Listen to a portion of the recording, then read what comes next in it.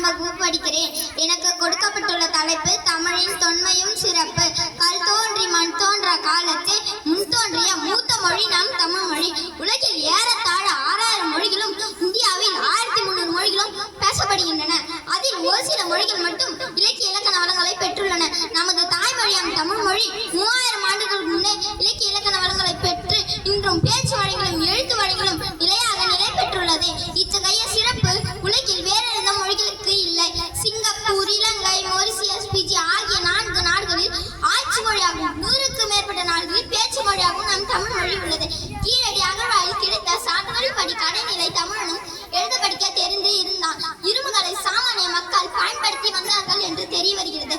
10 பாட்டு, 8 தொகை, 11 மேல் கணக்கு நூல்கள், 11 கீழ் கணக்கு நூல்கள், ஐந்திருக்காப்பியம் என வளமை வாழ்ந்து நமது தமிழ் இயக்கம்.